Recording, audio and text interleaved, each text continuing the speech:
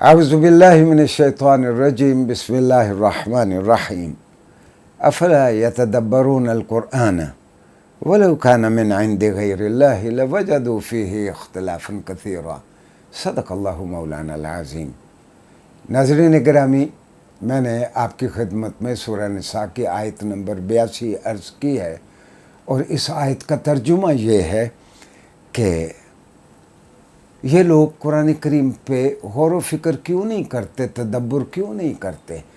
اگر یہ اللہ کے علاوہ کسی اور کا کلام ہوتا تو آپ کو جا بجا اس کتاب میں تضادات اور کنٹراڈکشنز نظر آ جاتی۔ ناظرین گرامی، ہمارا آج موضوع یہ ہے کہ قرآن مندرجات اور جدید سائنسی اکتشافات یہ جتنے بھی ہیں ان میں باہم کوئی اختلاف نہیں۔ میں انگریزی میں کہہ سکتا ہوں the Holy Quran and recent scientific discoveries are in agreement کہ علم جیسے جیسے آگے بڑھے گا، قرآن کی مندرجات میں سے بہت ساری چیزیں جو وہ پہلے ہمیں سمجھ نہیں آئی تھی وہ ہمیں سمجھ آنا شروع ہو جائیں گی۔ موضوع کے شروع ہی میں خاص طور پر ایک اس کی مثال دے دوں۔ ایک آیت پچھلے 1400 سالوں میں ہمیں ڈھنگ سے سمجھ نہیں آتی تھی، آج وہ سمجھ آتی ہے، اور وہ آیت یہ ہے جو قرآن کریم نے کہا، سورہ ذاریات کی آیت نمبر 47 ہے، وَالسَّمَاءَ بَنَيْنَاهَا بِأَيْدٍ وَإِنَّا لَمُوسِعُونَ۔ اللہ نے فرمایا کہ ان آسمانوں کو ہم نے اپنی طاقت سے بنایا ہے، اور ان آسمانوں کو ہم یقیناً وسعت دیتے رہیں گے، یعنی the skies would be ever expanding, آسمان مختلف اطراف میں بڑھتے رہیں گے۔ یہ نیبولا کا تصور اور بگ بینگ کا تصور آیا، اس کے بعد یہ آیت ہمیں سمجھ آنے لگی ہے۔ اس سے پہلے یہ آیت ہمیں ڈھنگ سے سمجھ نہیں آتی تھی۔ میں پھر عرض کر دوں کہ سرور عالم صلی اللہ علیہ وسلم نے فرمایا تھا لا ینقضی عجائب القرآن، قرآن کی حیران کن باتیں کبھی ختم نہیں ہوں گی، یعنی wonders of Quran would never come to an end, قرآن کے عجائبات کبھی ختم نہیں ہوں گے۔ جیسے جیسے علم آگے بڑھے گا ہمیں قرآن کی اور کائنات کے بہت سارے سربستہ راز سمجھ آئیں گے تو قرآن بھی بہتر سمجھ آئے گا۔ جو آیت آج میں نے آپ کی خدمت میں پیش کی اس کا ترجمہ ہے کہ اگر یہ اللہ کے علاوہ کسی اور کا کلام ہوتا تو آپ کو جا بجا تضادات مل جاتے۔ تو اس میں خاص طور پر ناظرین گرامی، انسانی کلام کا خاصہ یہ ہے کہ اگر اس کے حالات بدل جائیں، اس کا گرد و پیش بدل جائے، اس کا لہجہ بدل جاتا ہے۔ قرآن کریم محمد صلی اللہ علیہ وسلم پہ 13 سال مکہ میں تقریباً اور 10 سال مدینہ میں تقریباً 23 سال تقریباً اترتا رہا۔ مکہ میں بہت مشکل حالات تھے، اور مدینہ میں آپ ساورن بھی تھے، سپہ سالار بھی تھے، چیف جسٹس بھی تھے، لیکن قرآن کے ڈکشن میں کوئی فرق نہیں آیا، کیونکہ یہ کسی انسان کا کلام نہیں ہے جو مقامی حالات سے متاثر ہو جائے۔ اور قرآن کریم میں 6236 آیات ہیں، کوئی دو آیات مفہوم کے اعتبار سے آپس میں نہیں ٹکراتی۔ میں نے جس طرح عرض کیا کہ انسانی کلام کا خاصہ یہ ہے کہ حالات بدل جائے تو بیان اور مزاج بدل جاتا ہے۔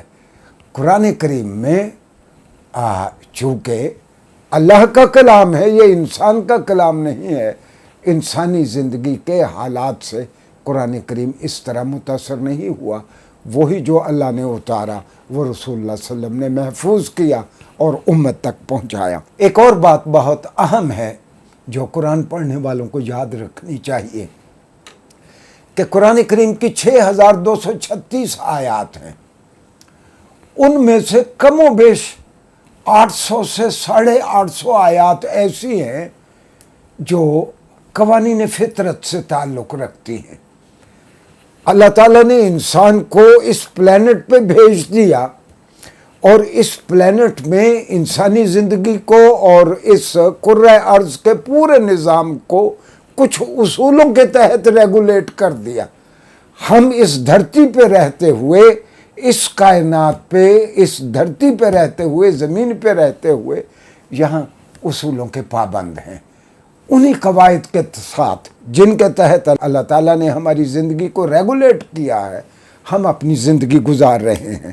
ناظرین گرامی، حقیقت یہ ہے کہ قرآن کریم کے بہت سارے سربستہ راز آنے والے وقتوں میں جیسے جیسے انسانی علم آگے بڑھے گا وہ ہمیں سمجھ آئیں گے۔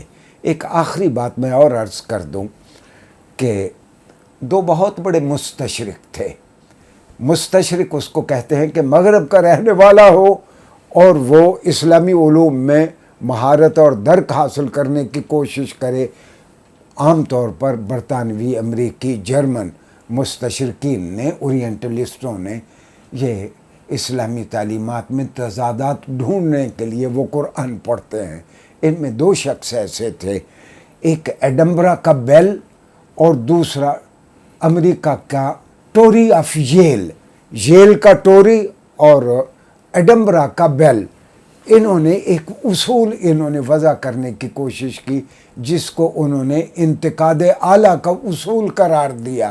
انگریزی میں اس کا نام ہے پرنسپل آف ہائر کرٹیسزم۔ انہوں نے دعویٰ کیا کہ ہم نے پرنسپل آف ہائر کرٹیسزم کے ہم نے کچھ طریقہ کار اس کا وضع کیا ہے۔ ہم قرآن کو دیکھیں گے اور قرآن میں جہاں جہاں تضادات پائے جاتے ہیں ہم اس کی نشاندہی کریں گے۔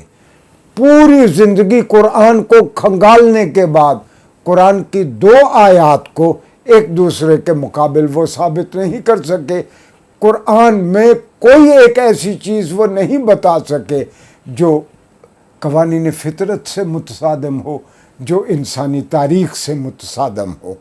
وہ قرآن میں کوئی ایسی بات نہیں ڈھونڈ سکے جس کو انسانی تجربہ کہے کہ یہ غلط ہے، یہ تو کبھی ہوا ہی نہیں تھا، یہ قرآن نے کیسے بیان کر دیا۔ ناظرین گرامی، قرآن کے دیگر پہلوؤں پہ آئندہ بھی ہم شارٹ لیکچرز میں آپ سے ہم کلام ہوتے رہیں گے۔ شکریہ جی۔